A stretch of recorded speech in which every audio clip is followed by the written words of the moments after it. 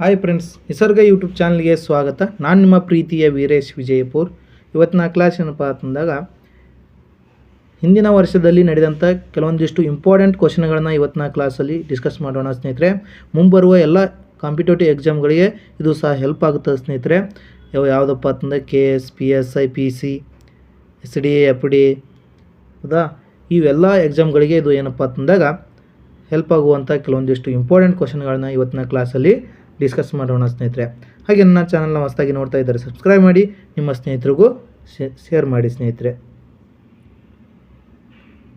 ನೋಡಿ, ಮೊದಲನೇದಾಗಿ ಯಾವ ರೀತಿಯಾದ ಕ್ವಶನನ್ನು ಕೇಳ್ಯಾನ ನೋಡಿ ಸ್ನೇಹಿತರೆ. ಹೊಂದಿಸಿ ಬರೆಯಿರಿ, ಪಟ್ಟಿ 1 ಪಟ್ಟಿ 2 ಅಂತ ಕೊಟ್ಟು ಹೊಂದಿಸಿ ಬರೆಯಿರಿ ಕೊಟ್ಟನ ಸ್ನೇಹಿತರೆ. ಅದರಲ್ಲಿ ಸಂವಿಧಾನ ವಿಷಯವನ್ನು ಅಳವಡಿಸಿದ್ದಾನೆ ಸ್ನೇಹಿತರೆ. ಮೊದಲನೇದಾಗಿ ರಾಜನಿರ್ದೇಶಕ ತತ್ವಗಳು ಅಂತ ಕೊಟ್ಟನ. ಮೂಲಭೂತ ಹಕ್ಕುಗಳು, ಮೂಲಭೂತ ಕರ್ತವ್ಯಗಳು, 5ನೇ ಅನುಸೂಚಿ ಅಂತ ಕೊಟ್ಟನ. ಇನ್ನೊಂದು ಪಟ್ಟಿಯಲ್ಲಿ ಅನುಸೂಚಿತ ಪ್ರದೇಶಗಳು, ಏಕರೂಪದ ಸಿವಿಲ್ ಸಂಹಿತೆ, ಅಸ್ಪೃಶ್ಯತೆಯ ನಿರ್ಮೂಲನೆ, ರಾಷ್ಟ್ರಧ್ವಜಕ್ಕೆ ಗೌರವ. ಒಂದು ಕಡೆ ರಾಜನಿರ್ದೇಶಕ ತತ್ವಗಳು, ಮೂಲಭೂತ ಕರ್ತವ್ಯಗಳು, ಮೂಲಭೂತ ಹಕ್ಕುಗಳು, 5ನೇ ಅನುಸೂಚಿ ಕೊಟ್ಟನ ಸ್ನೇಹಿತರೆ. ಆ ಎಲ್ಲ ಭಾಗಗಳಲ್ಲಿ ಅಳವಡಿಸಲಾದ ವಿಷಯಗಳನ್ನು 2ನೇ ಪಟ್ಟಿಯಲ್ಲಿ ಕೊಟ್ಟನ ಸ್ನೇಹಿತರೆ. ಇದನ್ನು ನಾವು ಹೊಂದಿಸಿ ಬರೆಯಬೇಕು. ನೋಡ್ರಿ, ಮೊದಲನೇದಾಗಿ ರಾಜ ನೀತಿ ನಿರ್ದೇಶಕ ತತ್ವಗಳು ಅಂತೇಳಿ ಇದರಲ್ಲಿರುವ ಅಂಶ ಯಾವುದಂತ ಕೇಳಿದಾಗ ಪಟ್ಟಿ 2ರಲ್ಲಿ ಏಕರೂಪ ಸಂಹಿತೆ. ನೆಕ್ಸ್ಟ್ ಮೂಲಭೂತ ಹಕ್ಕುಗಳು. ನೋಡ್ರಿ, ಮೂಲಭೂತ ಹಕ್ಕುಗಳು ಅಂತ ಕೇಳಿದಾಗ ನಾವು ಯಾವುದನ್ನು ಕಾಣ್ತೀವಿ? ಮೂಲಭೂತ ಹಕ್ಕುಗಳಲ್ಲಿ ಕೇಳಿದಾಗ ಅಸ್ಪೃಶ್ಯತೆ ನಿರ್ಮೂಲನೆ ನಾವು ಕಾಣ್ತೀವಿ. ನೆಕ್ಸ್ಟ್ ಮೂಲಭೂತ ಕರ್ತವ್ಯಗಳು.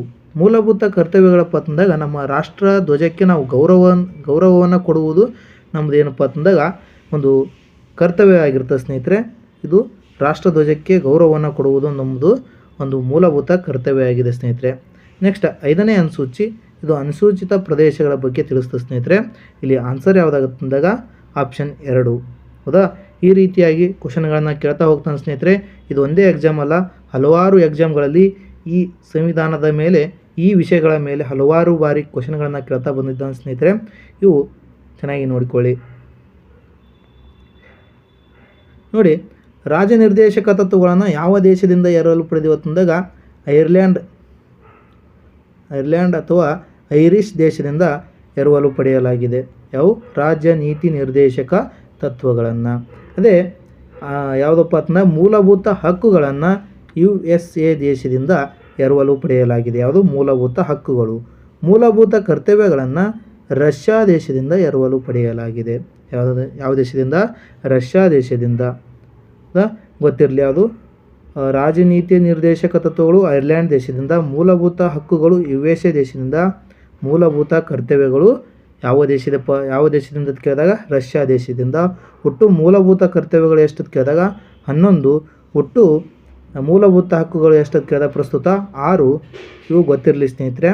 ನೆಕ್ಸ್ಟ್ ಒಟ್ಟು ಅನುಸೂಚಿಗಳು ಎಷ್ಟು ಕೇಳಿದಾಗ, ಒಟ್ಟು ಎಷ್ಟಪ್ಪ ಅನುಸೂಚಿಗಳು ಪ್ರಸ್ತುತ ಕೇಳಿದಾಗ 12 ಅನುಸೂಚಿಗಳು ನಮ್ಮ ಭಾರತದಲ್ಲಿ ಕಂಡು ಬರ್ತವೆ. ನೆಕ್ಸ್ಟ್ ಈ ಕೆಳಗಿನ ಯಾವುದು ಭಾರತದ ಸಾಂವಿಧಾನಿಕ ಪ್ರಾಧಿಕಾರವಲ್ಲ? ಪ್ರಾಧಿಕಾರ ಅಂದರೆ ಒಂದು ಸಂಸ್ಥೆ ಅಲ್ಲ ಅಂತೇಳಿ ಕ್ವಶನ್ ಕೇಳೋಣ ಸ್ನೇಹಿತರೆ. ಇಲ್ಲಿ ಆಪ್ಷನ್ A ಏನು ಕೊಟ್ಟನ? ಭಾರತದ ನಿಯಂತ್ರಕರು ಮತ್ತು ಮಹಾಲೇಖಪಾಲರು ಅಂತೇಳಿ, ಅಥವಾ CAG ಅಂತ ಕರಿತೀವಿ ಸ್ನೇಹಿತರೆ. ಈ CAG ಬಗ್ಗೆ ತಿಳಿಸುವ ವಿಧಿ ಯಾವುದಂದ್ರೆ 148. ನೋಡಿರಿ, ಸಂವಿಧಾನದ 148ಅಲ್ಲಿ ಈ CAG ಬಗ್ಗೆ ಉಲ್ಲೇಖ ಅಥವಾ ಇದಕ್ಕೆ ಸ್ಥಾನವನ್ನು ಕೊಡಲಾಗಿದೆ ಅಂದಾಗ ಇದೊಂದು ಸಂವಿಧಾನಿಕ ಸಂಸ್ಥೆಯಾಗಿದೆ ಸ್ನೇಹಿತರೆ. ನೆಕ್ಸ್ಟ್ ಪರಿಶಿಷ್ಟ ಜಾತಿಗಳವರ ರಾಷ್ಟ್ರೀಯ ಆಯೋಗ. ಇದು ಸಹ ಒಂದು ಸಂವಿಧಾನಿಕ ಸಂಸ್ಥೆಯಾಗಿದೆ ಸ್ನೇಹಿತರೆ, ಅಥವಾ ಪ್ರಾಧಿಕಾರವಾಗಿದೆ. ಯಾವುದು? ಪರಿಶಿಷ್ಟ ಜಾತಿಗಳವರ ರಾಷ್ಟ್ರೀಯ ಆಯೋಗ. ನೆಕ್ಸ್ಟ್ ಕೇಂದ್ರ ಲೋಕಸೇವಾ ಆಯೋಗ. ಇದು ಸಹ ಒಂದು ಭಾರತ ಸಂವಿಧಾನಿಕ ಒಂದು ಏನಪ್ಪ ಅಂತಂದರೆ ಸಂಸ್ಥೆಯಾಗಿದೆ ಸ್ನೇಹಿತರೆ. ಯಾವುದು? ಕೇಂದ್ರ ಲೋಕಸೇವಾ ಆಯೋಗ. ಇದರಲ್ಲಿ ಯಾವುದಪ್ಪ ಸಾಂವಿಧಾನಿಕ ಪ್ರಾಧಿಕಾರವಲ್ಲ ಅಂತ ಕೇಳಿದಾಗ ಯೋಜನಾ ಆಯೋಗ ಅಲ್ಲ ನೋಡಿ ಸ್ನೇಹಿತರೆ. ಇಂಪಾರ್ಟೆಂಟ ಆನ್ಸರ್ ಯಾವುದಾಗುತ್ತೆ ಅಂದಾಗ ಯೋಜನಾ ಆಯೋಗ. ಯೋಜನಾ ಆಯೋಗ ಇಂಪಾರ್ಟೆಂಟ್ ಆಗಿರ್ತದೆ ಸ್ನೇಹಿತರೆ. ನೋಡಿರಿ, ಯೋಜನಾ ಆಯೋಗದ ಬಗ್ಗೆ ಸ್ವಲ್ಪ ತಿಳಿದುಕೊಳ್ಳೋಣ. ನೋಡಿ, ಯೋಜನಾ ಆಯೋಗ ಸ್ಥಾಪನೆ ಆದ ವರ್ಷ ಯಾವುದು ಅಂತ ಕೇಳಿದಾಗ ಸ್ಥಾಪನೆ ಆಗಿದ್ದು 1950 ಮಾರ್ಚ್ 15ರಂದು ಸ್ಥಾಪನೆ ಆಗುತ್ತೆ. ಯಾವುದು? ಯೋಜನಾ ಆಯೋಗ. ಕೇಂದ್ರ ಕಚೇರಿ ಇರುವುದು ಎಲ್ಲಿಪ್ಪ ಅಂತ ಕೇಳಿದಾಗ ಯೋಜನಾ ಆಯೋಗದ ಕೇಂದ್ರ ಕಚೇರಿ ನವದೆಹಲಿಯಲ್ಲಿ. ಈ ಯೋಜನಾ ಆಯೋಗಕ್ಕೆ ಒಬ್ಬ ಅಧ್ಯಕ್ಷರಿರಬೇಕು. ಅಧ್ಯಕ್ಷರು ಯಾವಾಗಲೂ ಯಾರಾಗಿರ್ತಾರೆ ಅಂತಂದಾಗ ಪ್ರಧಾನಮಂತ್ರಿಗಳಾಗಿರುತ್ತಾರೆ ಸ್ನೇಹಿತರೆ, ಪ್ರಧಾನಮಂತ್ರಿಗಳಾಗಿರ್ತಾರೆ. ನೆಕ್ಸ್ಟ್ ಪ್ರಥಮ ಅಧ್ಯಕ್ಷರು ಯಾರಾಗಿದ್ದಾರೆ ಅಂತ ಕೇಳಿದಾಗ ಯಾವುದು ಯೋಜನಾ ಆಯೋಗದ ಪ್ರಥಮ ಅಧ್ಯಕ್ಷರು ಇಂಪಾರ್ಟೆಂಟಾ ಜವಾಹರ್ಲಾಲ್ ನೆಹರು ಅವರು. ಇದರ ಮೊದಲ ಉಪಾಧ್ಯಕ್ಷ ಇಂಪಾರ್ಟೆಂಟ್ ಸ್ನೇಹಿತರೆ, ಆಲ್ರೆಡಿ ಇದರ ಮೇಲೆ ಕ್ವಶನ್ ಆಗಿದೆ. ಯಾವುದಪ್ಪ ಅಂತ ಯೋಜನಾ ಆಯೋಗದ ಮೊದಲ ಉಪಾಧ್ಯಕ್ಷ ಯಾರಂದಾಗ ಗುಲ್ಜಾರಿಲಾಲ್ ನಂದಾ ಅಂತೇಳಿ ಗೊತ್ತಿರಲಿ ಸ್ನೇಹಿತರೆ. ಇದನ್ನು ಬಹುಜನರಿಂದ ಕೂಡಿದ ಸಂವಿಧಾನೇತರ ಇಲ್ಲಿ ಕೊಟ್ಟ ನೋಡಿ ಸ್ನೇಹಿತರೆ. ಇದು ಯೋಜನಾ ಆಯೋಗದ ಅನ್ನೋದು ಒಂದು ಸಂವಿಧಾನೇತರ ಅಥವಾ ಶಾಸನಬದ್ಧವಲ್ಲದ ಸ್ವಾಂಗಿಕ ಸಂಸ್ಥೆಯಾಗಿದೆ ಯಾವುದು ಯೋಜನಾ ಆಯೋಗ. ನೆಕ್ಸ್ಟ್ ಇದೇನಪ್ಪ ಅಂತ KS ಅಲ್ಲಿ ಹೇಳಿಕೆ ರೂಪದಲ್ಲಿಯೂ ಸಹ ಕೊಡಬಹುದು ಸ್ನೇಹಿತರೆ, ಇಂಪಾರ್ಟೆಂಟಾ. ನೆಕ್ಸ್ಟ್ ಇದು ಆರ್ಥಿಕ ಯೋಜನೆಗಳ ಉಸ್ತುವಾರಿ ಮತ್ತು ಪಂಚವಾರ್ಷಿಕ ಯೋಜನೆಗಳನ್ನು ತಯಾರಿಸುವ ಕಾರ್ಯವನ್ನು ಮಾಡುತ್ತದೆ ನೋಡಿ. ಇದರ ಕಾರ್ಯ ಏನಂತಂದಾಗ ಆರ್ಥಿಕ ಯೋಜನೆಗಳ ಉಸ್ತುವಾರಿಯನ್ನು ವಹಿಸಿಕೊಳ್ಳತೈತಿ ಯಾವುದು ಯೋಜನಾ ಆಯೋಗ. ನೆಕ್ಸ್ಟ್ ಪಂಚವಾರ್ಷಿಕ ಯೋಜನೆಗಳನ್ನು ತಯಾರು ಮಾಡೋದು ಯಾವುದಪ್ಪ ಅಂತ ಯೋಜನಾ ಆಯೋಗ ಅಂತೇಳಿ ಗೊತ್ತಿರಲಿ. ನೆಕ್ಸ್ಟ್ ಇದರ ಬದಲಾಗಿ ಪ್ರಸ್ತುತ ನೀತಿ ಆಯೋಗವನ್ನು ಜಾರಿಗೊಳಿಸಲಾಗಿದೆ ನೋಡಿ. ಯಾವುದರ ಬದಲಾಗಿ ಯೋಜನಾ ಆಯೋಗದ ಬದಲಾಗಿ ಪ್ರಸ್ತುತ ಒಂದು ಸಂಸ್ಥೆಯನ್ನು ಸ್ಥಾಪನೆ ಮಾಡಲಾಗಿದೆ. ಅದು ಯಾವುದಪ್ಪ ಅಂತಂದಾಗ ನೀತಿ ಆಯೋಗ.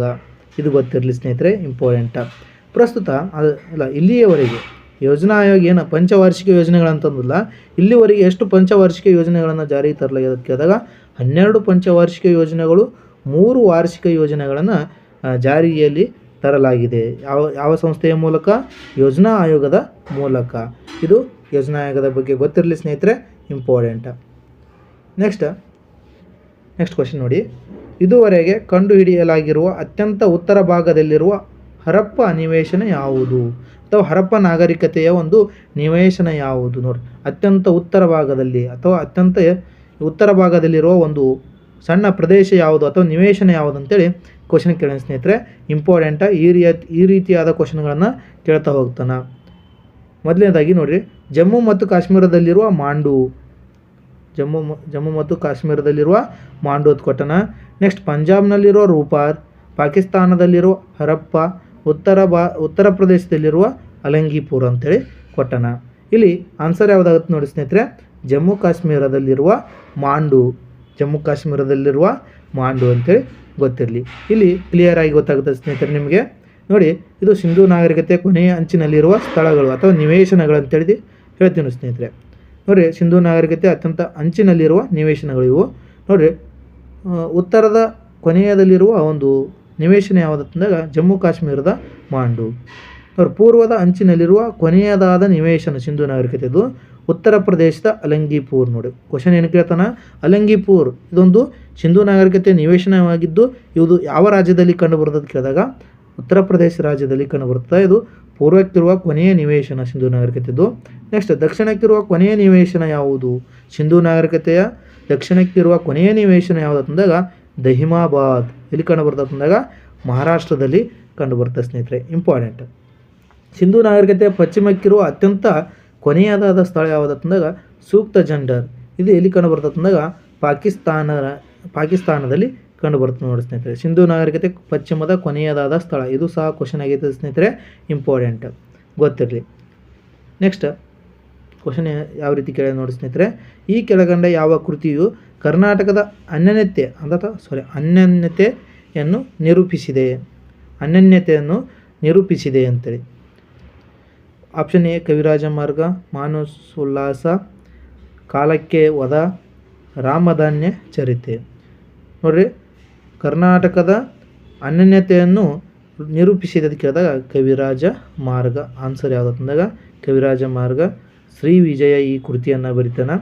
ಶ್ರೀ ವಿಜಯ. ಕನ್ನಡದ ಮೊದಲ ಲಾಕ್ಷಣಿಕ ಗ್ರಂಥ ಯಾವುದಪ್ಪ ಅಂತಂದಾಗ ಕವಿರಾಜ ಮಾರ್ಗ.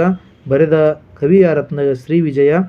ಯಾರ ಆಸ್ಥಾನದಲ್ಲಿ ಇದ್ದಂದಾಗ ಅಮೋಘ ವರ್ಷನ ಉಪತುಂಗನ ಆಸ್ಥಾನದಲ್ಲಿ ಇರ್ತಾನೆ ಯಾರು? ಶ್ರೀ ವಿಜಯ.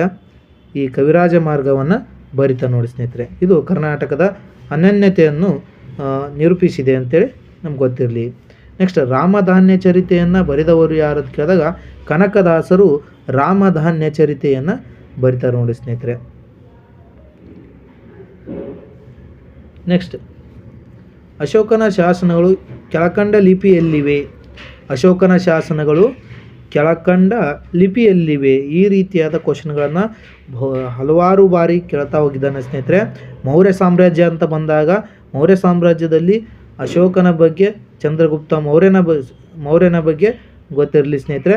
ಹಲವಾರು ಬಾರಿ ಇವರ ಮೇಲೆ ಕ್ವಶನ್ಗಳನ್ನು ಕೇಳ್ತಾ ಹೋಗಿದ್ದಾನೆ. ನೋಡಿರಿ, ಆಪ್ಷನ್ 1 ಬ್ರಾಹ್ಮಿ, ಖರೋಷ್ಠಿ, ಅರಾಮಿಕ, ಗ್ರೀಕ್ ಅಂತ ಕೊಟ್ಟನ. ಇವೆಲ್ಲ ಏನಪ್ಪ ಅಂತಂದಾಗ ಇಲ್ಲಿ ತಳಗಡೆ ಕೊಟ್ಟನ. ಇದರಲ್ಲಿ ಸರಿಯಾದ ಉತ್ತರಗಳ ಜೋಡಣೆಯನ್ನು ಗುರುತಿಸಿ ಅಂತೇಳಿ. ಏನಪ್ಪ ಅಂತಂದ್ರೆ ಅಶೋಕನ ಶಾಸನಗಳು ಬ್ರಾಹ್ಮಿ ಲಿಪಿಯಲ್ಲಿವೆ, ಖರೋಷ್ಠಿ ಲಿಪಿಯಲ್ಲಿವೆ, ಅರಾಮಿಕ ಲಿಪಿಯಲ್ಲಿವೆ, ಗ್ರೀಕ್ ಲಿಪಿಯಲ್ಲಿವೆ. ಎಲ್ಲವೂ ಕರೆಕ್ಟಾಗಿದೆ ಸ್ನೇಹಿತರೆ. ಅಶೋಕನ ಶಾಸನಗಳು ಎಲ್ಲ ಲಿಪಿಗಳಲ್ಲಿ ನಾವು ಕಾಣ್ಬೋದು. ಇಲ್ಲಿ ಕೊಟ್ಟಾರಲ್ಲ, ಈ ಎಲ್ಲ ಲಿಪಿಗಳಲ್ಲಿ ನಾವು ಕಾಣ್ಬೋದು. ಪಾಲಿ ಮತ್ತು ಪ್ರಾಕೃತ ಭಾಷೆಯಲ್ಲಿ ಕಾಣ್ಬೋದು. ಪಾಲಿ ಮತ್ತು ಪ್ರಾಕೃತ ಭಾಷೆಯಲ್ಲಿ ಅವನ ಶಾಸನಗಳನ್ನು ಕೆತ್ತಿದ್ದಾನೆ ಸ್ನೇಹಿತರೆ. ಯಾರು? ಅಶೋಕ. ನೋಡಿ ಸ್ನೇಹಿತರೆ, ಅಶೋಕನ ಶಾಸನಗಳ ಬಗ್ಗೆ ಸ್ವಲ್ಪ ಇನ್ಫಾರ್ಮೇಷನ್ಗಳನ್ನು ತಿಳಿದುಕೊಳ್ತಾ ಹೋಗೋಣ ಸ್ನೇಹಿತರೆ. ಅಶೋಕನ ಶಾಸನಗಳು. ಅಶೋಕನು ಭಾರತದ ಶಿಲಾಶಾಸನಗಳ ಪಿತಾಮಹನೆಂದು ಕರೆಯಲಾಗುತ್ತದೆ. ಅಶೋಕನನ್ನು ನಾವು ಏನಂತ ಕರಿತೀವಿ? ಭಾರತದ ಶಿಲಾಶಾಸನಗಳ ಪಿತಾಮಹ ಎಂದು ಕರೆಯಲಾಗುತ್ತೆ. ಎರಡನೇ ಬುದ್ಧ ಎಂದು ಕರೆಯಲಾಗುತ್ತದೆ. ನೋಡಿ ಸ್ನೇಹಿತರೆ, ಯಾವುದು? ಅಶೋಕನನ್ನು. ಅಶೋಕನ ಶಾಸನಗಳು ನೋಡಿ, ಇದು ಬ್ರಾಹ್ಮಿ ಆಗಬೇಕಾಗಿತ್ತದು, ತಪ್ಪಾಗಿದೆ. ಬ್ರಾಹ್ಮಿ, ಖರೋಷ್ಠಿ, ಗ್ರೀಕ್, ಅರಾಮಿಕ, ದೇವನಾಗರಿ ಲಿಪಿಯಲ್ಲಿವೆ. ನೋಡಿ, ಇಷ್ಟು ಲಿಪಿಗಳಲ್ಲಿ ಅವನ ಶಾಸನಗಳನ್ನು ಕೆತ್ತಲಾಗಿದೆ. ಯಾವ ಭಾಷೆಗಳಲ್ಲಿ ಕೇಳಿದಾಗ ಪ್ರಾಕೃತ ಮತ್ತು ಪಾಳಿ ಭಾಷೆಗಳಲ್ಲಿ ಇವನ ಶಾಸನಗಳನ್ನು ಕೆತ್ತಲಾಗಿದೆ. ಗೊತ್ತಿರಲಿ ಸ್ನೇಹಿತರೆ. ಅಶೋಕನ ಶಾಸನಗಳು ಹೆಚ್ಚಾಗಿ ಯಾವ ಲಿಪಿಯಲ್ಲಿ ಕಂಡುಬರ್ತದೆ ಅಂದಾಗ ಬ್ರಾಹ್ಮಿ ಮತ್ತು ಯಾವ ಭಾಷೆಯಲ್ಲಪ್ಪ ಅಂತಂದಾಗ ಬ್ರಾಹ್ಮಿ ಲಿಪಿ ಮತ್ತು ಪ್ರಾಕೃತ ಭಾಷೆಯಲ್ಲಿ ಅತಿ ಹೆಚ್ಚಾಗಿ ನಾವು ಕಾಣಬಹುದು. ಯಾರ? ಅಶೋಕನ ಶಾಸನಗಳನ್ನು. ಅಶೋಕನನ್ನು ಏನಂತ ಕರಿತೀವಿ ನಾವು? ಶಾಸನಗಳ ಪಿತಾಮಹ ಎಂದು ಕರೆಯಲಾಗುತ್ತದೆ. ನೆಕ್ಸ್ಟ್, ಪ್ರಾಚೀನ ಚಾಲುಕ್ಯರ ಎರಡನೇ ರಾಜಧಾನಿಯಾಗಿದ್ದ ಬಾದಾಮಿಗೆ ಮೊದಲು ಈ ಹೆಸರಿತ್ತು. ನೋಡಿರಿ, ಬಾದಾಮಿ ಮೇಲೆ ಒಂದು ಕಂಪಲ್ಸರಿ ಕ್ವಶನ್ಗಳನ್ನು ಕೇಳ್ತಾ ಹೋಗ್ತಾನೆ ಸ್ನೇಹಿತರೆ. ಇಂಪಾರ್ಟೆಂಟ. ವಾತಾಪಿ, ಐಹೊಳೆ, ಬೇಲೂರು, ಹಳೆಬೀಡು ಅಂತ ಕೊಟ್ಟಣ. ಇಲ್ಲಿ ಆನ್ಸರ್ ನೋಡಿ ಸ್ನೇಹಿತರೆ, ವಾತಾಪಿ ಕೊಂಡ ದೇವ ಎಂಬ ಬಿರುದು ಯಾರಿಗೆ ಅಂದಾಗ ಪಲ್ಲವರ ಅರಸ 1ನೇ ನರಸಿಂಹದೇವನಿಗೆ ಇತ್ತು ನೋಡಿ ಸ್ನೇಹಿತರೆ, ವಾತಾಪಿ ಕೊಂಡ ಎಂಬ ಬಿರುದು. ನೆಕ್ಸ್ಟ್ ನೋಡಿ, ಬಾದಾಮಿ ಅಥವಾ ವಾತಾಪಿ. ಬನಶಂಕರಿ ದೇವಾಲಯ ಮತ್ತು 4 ಗುಹಾಲಯಗಳು ಕಂಡು ಬಂದಿವೆ. ನೋಡಿರಿ, ಬಾದಾಮಿ ಅಥವಾ ವಾತಾಪಿಯಲ್ಲಿ ಬನಶಂಕರಿ ದೇವಾಲಯವನ್ನು ಕಾಣಬಹುದು ಮತ್ತು 4 ಗುಹಾಲಯಗಳನ್ನು ನಾವು ಕಾಣಬಹುದು. ಯಾರ ಕಾಲದ್ದು? ಈ ಬಾದಾಮಿ ಚಾಲುಕ್ಯರ ಕಾಲದ್ದು. ನೆಕ್ಸ್ಟ್, ಮೊದಲನೇ ಗುಹಾಲಯದಲ್ಲಿ ನಾಗರ ಸುರುಳಿಯ ಮೇಲೆ ಕುಳಿತು ಪರವಾಸುದೇವನ ವಿಗ್ರಹ ಮತ್ತು 18 ಕೈಗಳುಳ್ಳ ನಟರಾಜನ ವಿಗ್ರಹ ಮತ್ತು 2.5 ಮೀಟರ್ ಎತ್ತರ ಇರುವ 2 ವರಹಗಳು ಕಂಡು ಬಂದಿವೆ. ನೋಡಿ, 2 ವರಹಗಳು ಕಂಡು ಬಂದಿವೆ ಇಲ್ಲಿ ಈ ಬಾದಾಮಿಯ ಗುಹೆಯಲ್ಲಿ. ನೆಕ್ಸ್ಟ್, 1ನೇ ಗುಹಾಲಯವು ವೈಷ್ಣವ ಪಂಥಕ್ಕೆ ಸಂಬಂಧಿಸಿದೆ. ನೋಡಿ, ಈ ರೀತಿಯಾದ ಕ್ವಶನ್ಗಳನ್ನು ಕೇಳ್ತಾ ಹೋಗ್ತಾನೆ ಸ್ನೇಹಿತರೆ. ಬಾದಾಮಿಯಲ್ಲಿ ಎಷ್ಟು ಗುಹೆಗಳು ಕಂಡು ಬರ್ತಾವ? 4 ಗುಹೆಗಳು. ಅದರಲ್ಲಿ 1ನೇ ಗುಹೆ ಯಾರಿಗೆ ಸಂಬಂಧಿಸಿದೆ? ಯಾವ ಪಂಥದವರಿಗೆ ಸಂಬಂಧಿಸಿದೆ ಅಂದಾಗ ವೈಷ್ಣವ ಪಂಥಕ್ಕೆ ಸಂಬಂಧಿಸಿದೆ. 2ನೇದು ಗುಹಾಲಯ ಬಹು ದೊಡ್ಡದಾಗಿದೆ. 2ನೇದು ನೋಡಿ, ಅತ್ಯಂತ ದೊಡ್ಡದಾದ ಗುಹಾಲಯ ಯಾವುದಂದ್ರೆ 2ನೇ ಗುಹಾಲಯ. 4ನೇ ಗುಹಾಲಯದಲ್ಲಿ ಜೈನ ಮತ್ತು ಬೌದ್ಧ ಶ್ಲೋಕಗಳು ಕಂಡು ಬಂದಿವೆ. ನೋಡ್ರಿ, ಜೈನ ಮತ್ತು ಬೌದ್ಧ ಶ್ಲೋಕಗಳು ಕಂಡು ಬಂದಿವೆ. ಎಷ್ಟನೇ ಗುಹೆಯಲ್ಲಿ? 4ನೇ ಗುಹಾಲಯದಲ್ಲಿ. ಗೊತ್ತಿರಲಿ, ಇಂಪಾರ್ಟೆಂಟ್. ನೆಕ್ಸ್ಟ್, ಕುತುಬ್ ಮಿನಾರ್ ಬಳಿ ಇರುವ ಪ್ರಸಿದ್ಧವಾದ ಉಕ್ಕಿನ ಸ್ತಂಭ ಯಾರಿಗೆ ಸೇರಿದ್ದು? ಮೌರ್ಯರು, ಗುಪ್ತರು, ವರ್ಧನರು, ಕುಶಾನರು. ಕುತುಬ್ ಮಿನಾರ್ ಬಳಿ ಇರುವ, ನೋಡಿ ಕ್ವಶನ್ ಏನು ಕೇಳ್ತಾನ, ಯಾವ ಆವರಣದಲ್ಲಿದೆ, ಯಾವ ಸ್ಮಾರಕದ ಆವರಣದಲ್ಲಿದೆ ಅಂತ ಕೇಳಿದಾಗ ಕುತುಬ್ ಮಿನಾರ್ ಸ್ಮಾರಕದ ಆವರಣದಲ್ಲಿದೆ. ಈ ರೀತಿಯಾದ ಕ್ವಶನ್ಗಳನ್ನು ಕೇಳ್ತಾ ಹೋಗಿದ್ದಾನೆ ಸ್ನೇಹಿತರೆ. ಇದು ಯಾರಿಗೆ ಸಂಬಂಧಿಸಿದೆ ಅಂತ ಕೇಳಿದಾಗ ಗುಪ್ತ ಸಾಮ್ರಾಜ್ಯಕ್ಕೆ ಸಂಬಂಧಿಸಿದೆ. ಯಾವುದು? ಉಕ್ಕಿನ ಸ್ತಂಭ. ಹೌದಾ? ಇದರ ಬಗ್ಗೆ ಕೇಳ್ತಾ ಹೋದರೆ ಸ್ನೇಹಿತರೆ ವಿಶೇಷತೆಯನ್ನು ಹೊಂದಿದೆ. ಆಗಿನ ಕಾಲದಲ್ಲೇ ಏನಪ್ಪ ಅಂತಂದಾಗ ಭಾರತೀಯರು ಲೋಹ ವಿಜ್ಞಾನದಲ್ಲಿ ಪರಿಣಿತಿಯನ್ನು ಹೊಂದಿದ್ದರ ಬಗ್ಗೆ ಈ ಶಾಸನ ಸಾಕ್ಷಿಯಾಗುತ್ತದೆ ಸ್ನೇಹಿತರೆ.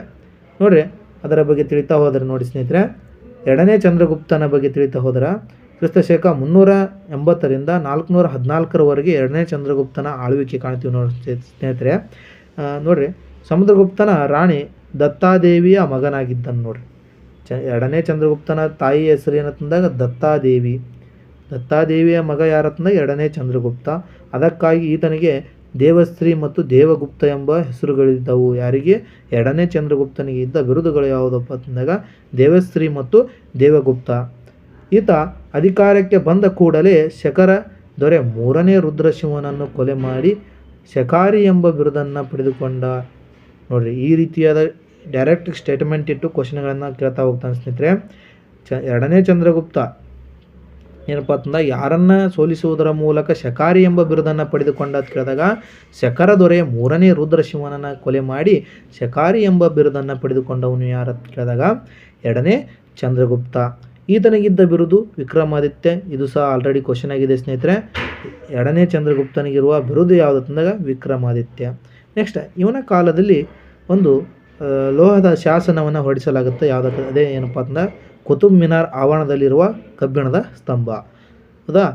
ಇದರ ಒಟ್ಟು ಎತ್ತರ 23.8 ಅಡಿ ಎತ್ತರ. ಇದರ ಎತ್ತರ ಇದು ಏನಪ್ಪ ಅಂತಂದ್ರೆ ಕಬ್ಬಿಣದ ಮೊಹರೋಲಿ ಸ್ತಂಭ ಶಾಸನ ಅದಲ್ಲ, ಅದರ ಎತ್ತರ 23.8 ಅಡಿ. ನೆಕ್ಸ್ಟ್ ಒಟ್ಟು ತೂಕ 6000 kg ತೂಕವನ್ನು ಹೊಂದಿದೆ. ಒಟ್ಟು ತೂಕ ಎಷ್ಟಂತ ಕೇಳಿದಾಗ 6000 kg ತೂಕವನ್ನು ಹೊಂದಿದೆ ನೋಡಿ ಸ್ನೇಹಿತರೆ. ಅದು ಎರಡನೇ ಚಂದ್ರಗುಪ್ತ ಕೆತ್ತಿದಂಥ ಒಂದು ಕಬ್ಬಿಣದ ಸ್ತಂಭ ಶಾಸನ 6000 kg ತೂಕವನ್ನು ಹೊಂದಿದೆ. ದೆಹಲಿಯ ಕುತುಬ್ ಮಿನಾರ್ ಆವರಣದಲ್ಲಿ ಏನಪ್ಪ ಅಂತಂದಾಗ ನಿರ್ಮಿಸಲಾಗಿದೆ. ಯಾವುದು? ಈ ಕಬ್ಬಿಣದ ಸ್ತಂಭ ಶಾಸನ. ಯಾರ ಬಗ್ಗೆ ತಿಳಿಸುತ್ತೆ ಕೇಳಿದಾಗ ಎರಡನೇ ಚಂದ್ರಗುಪ್ತನ ಬಗ್ಗೆ ತಿಳಿಸುತ್ತೆ. ಇದು ಗೊತ್ತಿರಲಿ. ಅವನಿಗಿದ್ದ ಹೆಸರುಗಳು ದೇವಶ್ರೀ ಮತ್ತು ದೇವಗುಪ್ತ. ಅವನಿಗಿದ್ದ ಬಿರುದು ವಿಕ್ರಮಾದಿತ್ಯ. ಶಕಾರಿ ಎಂಬ ಬಿರುದನ್ನು ಯಾಕೆ ಪಡೆದುಕೊಂಡ? 3ನೇ ರುದ್ರಸಿಂಹ ಶಕರ ದೊರೆ 3ನೇ ರುದ್ರಸಿಂಹನಿಗೆ ಸೋಲಿಸಿದ್ದಕ್ಕಾಗಿ ಸೋಲಿಸಿ ಕೊಲೆ ಮಾಡಿದ್ದಕ್ಕಾಗಿ ಅವನಿಗೆ ಬಂದ ಬಿರುದು ಶಕಾರಿ ಅಂತೇಳಿ. ನೆಕ್ಸ್ಟ್ ಶ್ರೀರಂಗಪಟ್ಟಣದಲ್ಲಿ ನಡೆದ 4ನೇ ಮೈಸೂರು ಯುದ್ಧದಲ್ಲಿ ಸೋತು ಹತರಾದವರು ಯಾರು ಅಂತ ಕೇಳಿದಾಗ ಆಪ್ಷನ್ ಎ ಟಿಪ್ಪು ಸುಲ್ತಾನ, ಹೈದರ್ ಅಲಿ, ನಿಜಾಮ್ ಉದ್ ದೌಲ್, ಸೈಯದ್ ಸೋದರರು. ಯಾರಪ್ಪ ಅಂತಂದಾಗ ಟಿಪ್ಪು ಸುಲ್ತಾನ್ ನೋಡ್ರಿ. ಶ್ರೀರಂಗಪಟ್ಟಣದಲ್ಲಿ ನಡೆದ 4ನೇ ಆಂಗ್ಲೋ ಮೈಸೂರು ಯುದ್ಧದಲ್ಲಿ ಸೋತು ಹತನಾದವರು ಯಾರು ಅಂತ ಕೇಳಿದಾಗ ಟಿಪ್ಪು ಸುಲ್ತಾನ. ಎಷ್ಟರಲ್ಲಿ ತಂದಾಗ 1799ರಲ್ಲಿ 4ನೇ ಆಂಗ್ಲೋ ಮೈಸೂರು ಯುದ್ಧ ನಡೀತದೆ ನೋಡಿ ಸ್ನೇಹಿತರೆ. ಅದರಲ್ಲಿ ಟಿಪ್ಪು ಸುಲ್ತಾನಪ್ಪ ಅಂತಂದಾಗ ಎಲ್ಲಿ ಸೋಲನ್ನು ಒಪ್ಪಿಕೊಂಡು ಮರಣವಂತ ಅಂತ ಕೇಳಿದಾಗ ಶ್ರೀರಂಗಪಟ್ಟಣದಲ್ಲಿ ಮರಣವಂತ ನೋಡಿ ಸ್ನೇಹಿತರೆ. ಯಾರು? ಟಿಪ್ಪು ಸುಲ್ತಾನ್. ಹೌದಾ?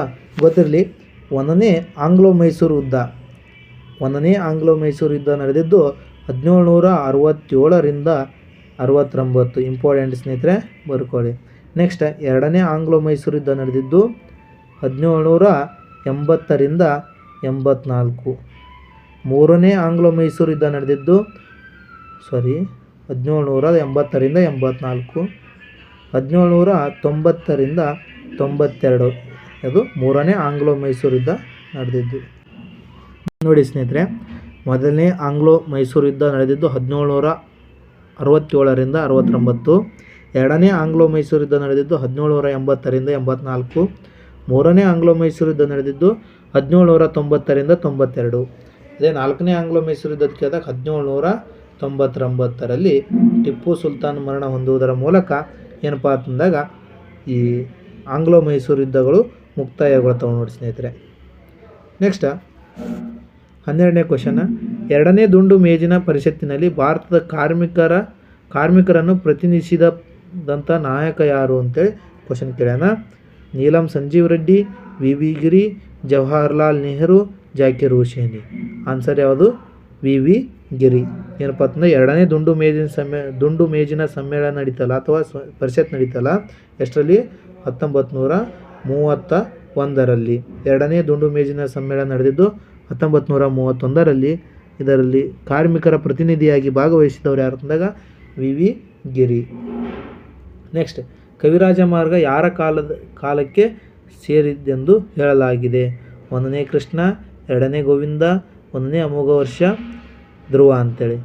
1ನೇ ಅಮೋಘ ವರ್ಷನ್ ಉಪತುಂಗನ ಆಸ್ಥಾನಕ್ಕೆ ಸೇರಿದ್ದು ಯಾವುದಂದಾಗ ಕವಿರಾಜ ಮಾರ್ಗ. ಇದನ್ನು ಬರೆದವ ಯಾರಂದಾಗ ಶ್ರೀ ವಿಜಯ ಅಂತೇಳಿ ಗೊತ್ತಿರಲಿ ಸ್ನೇಹಿತರೆ. ನೆಕ್ಸ್ಟ್, ಅದ್ವೈತ ತತ್ವ ಸಿದ್ಧಾಂತ ಪ್ರತಿಪಾದಿಸಿದವರು ಯಾರು?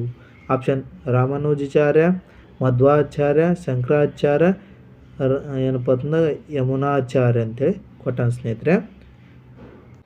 ಅದ್ವೈತ ಸಿದ್ಧಾಂತವನ್ನು ಪ್ರತಿಪಾದಿಸಿದವರು ಯಾರಪ್ಪ ಅಂತಂದಾಗ ಶಂಕರಾಚಾರ್ಯರು ನೋಡಿ ಸ್ನೇಹಿತರೆ. ಅದ್ವೈತ ತತ್ವ ಸಿದ್ಧಾಂತವನ್ನು ಪ್ರತಿಪಾದಿಸಿದವರು ಯಾರಂದಾಗ ಶಂಕರಾಚಾರ್ಯರು. ಕೇರಳದ ಕಾಲಡಿಯಲ್ಲಿ ಇವರ ಜನನ ಆಗುತ್ತಾ?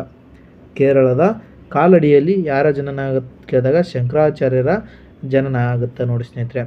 ವಿಶಿಷ್ಟ ಅದ್ವೈತ ಸಿದ್ಧಾಂತದ ಪ್ರತಿಪಾದಕರು ಯಾರಂದಾಗ ರಾಮಾನುಜಾಚಾರ್ಯರು. ವಿಶಿಷ್ಟ ಅದ್ವೈತ ಸಿದ್ಧಾಂತದ ಪ್ರತಿಪಾದಕರು ರಾಮಾನುಜಾಚಾರ್ಯರು. ದ್ವೈತ ಸಿದ್ಧಾಂತದ ಪ್ರತಿಪಾದಕರು ಮಧ್ವಾಚಾರ್ಯರು. ಉಡುಪಿ ಜಿಲ್ಲೆಯ ಪಾಜಕದಲ್ಲಿ ಇವರ ಜನನ ಆಗುತ್ತೆ. ಯಾರು? ಮಧ್ವಾಚಾರ್ಯರದು ಗೊತ್ತಿರಲಿ. ನೆಕ್ಸ್ಟ್, ಜಸ್ಟಿಸ್ ಮಿಲ್ಲರ್ ಸಮಿತಿಯು ಯಾವುದರ ಬಗ್ಗೆ ವರದಿ ಸಲ್ಲಿಸಬೇಕಾಗಿತ್ತು? ಆಪ್ಷನ್ ಎ ಸಂವಿಧಾನಾತ್ಮಕ ಸುಧಾರಣೆಗಳು, ಗಣಪತಿ ಹಬ್ಬದ ಗಲಭೆಗಳು, ಹಿಂದುಳಿದ ವರ್ಗದವರಿಗೆ ಮೀಸಲಾತಿ, ವಿದುರಾಶ್ವತ್ಥ ದುರಂತ. ಈ ಜಸ್ಟಿಸ್ ಮಿಲ್ಲರ್ ಸಮಿತಿಯು ಯಾವುದಕ್ಕೆ ಸಂಬಂಧಿಸಿದೆ ಅಂತ ಕೇಳಿದಾಗ ಹಿಂದುಳಿದ ವರ್ಗದವರಿಗೆ ಮೀಸಲಾತಿಯನ್ನು ಒದಗಿಸೋದರ ಬಗ್ಗೆ ಸಂಬಂಧಿಸಿದೆ. ಅದಪ್ಪ ಅಂದ್ರೆ ಜಸ್ಟಿಸ್ ಮಿಲ್ಲರ್ ಸಮಿತಿ ಗೊತ್ತಿರಲಿ. ನೆಕ್ಸ್ಟ್, ಈ ಕೆಳಗಿನ ಯಾವುದು ಭಾರತದ ರಾಷ್ಟ್ರೀಯ ಲಾಂಛನವಾಗಿದೆ? ನೋಡ್ರಿ, ಸಾಂಚಿಯ ಸಿಂಹದ ಶಿರೋಭಾಗ, ರೂಪಾರ್ನ ಸಿಂಹದ ಶಿರೋಭಾಗ, ಸಾರಾನಾಥ್ ಸಿಂಹದ ಶಿರೋಭಾಗ, ಅಲಹಾಬಾದ್ ಕಂಬದ ಶಿರೋಭಾಗ. ಇಲ್ಲಿ ಸಾಂಚಿ ಸಿಂಹದ ಶಿರೋಭಾಗ ಕೊಟ್ಟನ, ರೂಪಾರ್ ಸಿಂಹದ ಶಿರೋಭಾಗ, ಸಾರಾನಾಥ್ ಸಿಂಹದ ಶಿರೋಭಾಗ ಅಂತೇಳಿ ಕೊಟ್ಟನ. ಇಲ್ಲಿ ಆನ್ಸರ್ ಯಾವುದಾಗತ್ತಂದಾಗ ಸಾರಾನಾಥ್ ಸಿಂಹದ ಶಿರೋಭಾಗವನ್ನು ನಾವು ಲಾಂಛನವಾಗಿ ಅಳವಡಿಸಿಕೊಂಡಿದ್ದೇವೆ ಸ್ನೇಹಿತರೆ. ನೆಕ್ಸ್ಟ್, ಪ್ಯಾರಾದೀಪ್ ಬಂದರಿನಿಂದ ರಫ್ತಾಗುವ ಪ್ರಧಾನ ಪದಾರ್ಥದ ಜೋಡಿ ಯಾವುವು? ನೋಡ್ರಿ, ಪ್ಯಾರಾದೀಪ ಬಂದರಿನಿಂದ ಯಾವುದನ್ನು ಅತಿ ಹೆಚ್ಚು ರಫ್ತು ಮಾಡ್ತೀವಿ ಅಂತೇಳಿ ಕ್ವಶನ್ ಕೇಳೋಣ ಸ್ನೇಹಿತರೆ. ಉಕ್ಕಿನ ಉತ್ಪನ್ನಗಳು ಮತ್ತು ಜವಳಿ, ಕಬ್ಬಿಣದ ಅದಿರು ಮತ್ತು ಮ್ಯಾಂಗನೀಸ್, ಸಕ್ಕರೆ, ರತ್ನ ಮತ್ತು ಆಭರಣ, ಅಕ್ಕಿ ಮತ್ತು ಸಾಂಬಾರು. ಇಲ್ಲಿ ಆನ್ಸರ್ ಯಾವುದಾಗುತ್ತೆ ನೋಡಿ ಸ್ನೇಹಿತರೆ, ಕಬ್ಬಿಣದ ಅದಿರು ಮತ್ತು ಮ್ಯಾಂಗನೀಸ್ ಪ್ಯಾರಾದೀಪ್ ಬಂದರಿನ ಮೂಲಕ ರಫ್ತಾಗುವುದು. ನೆಕ್ಸ್ಟ್, ಇಲ್ಲಿ ಅಘನಾಶಿನಿ ಮತ್ತು ಶರಾವತಿ ನದಿಗಳ ಮಧ್ಯೆ ಇರುವ ಪಟ್ಟಣಗಳ ಜೋಡಿ ಯಾವುದು? ಗೊತ್ತಿರಲಿ, ಕಾರವಾರ, ಗೋಕರ್ಣ ಕೊಟ್ಟನ, ಕುಮಟ, ಹೊನ್ನಾವರ, ಭಟ್ಕಳ, ಮಲ್ಪೆ ಅಂತ ಕೊಟ್ಟನ. ಶರಾವತಿ ನದಿಯ ತೀರದಲ್ಲಿ ಇರುವುದು ಯಾವುದು? ಹೊನ್ನಾವರ. ಇಲ್ಲಿ ಸಹ ಹೊನ್ನಾವರ ಇದೆ. ಅಘನಾಶಿನಿ ಕುಮಟದ ಮೂಲಕ ಪ್ರವೇಶ ಮಾಡುವುದರಿಂದ ಹೊನ್ನಾವರ ಮತ್ತು ಕುಮಟ ಈ ಎರಡು ನದಿಗಳ ಮಧ್ಯೆ ಕಂಡುಬರುತ್ತವೆ. ಕುಮಟ ಮತ್ತು ಹೊನ್ನಾವರ ಅದು ಅಘನಾಶಿನಿ ನದಿಗಳ ಮಧ್ಯೆ ಕಂಡುಬರುತ್ತವೆ. ಥ್ಯಾಂಕ್ ಯು ಸ್ನೇಹಿತರೆ. ನಮ್ಮ ಕ್ಲಾಸ್ ಇಷ್ಟ ಆದರೆ ಲೈಕ್ ಮಾಡಿ, ಹಾಗೂ ನಿಮ್ಮ ಫ್ರೆಂಡ್ಸ್ಗೂ ಸಹ ಶೇರ್ ಮಾಡಿ.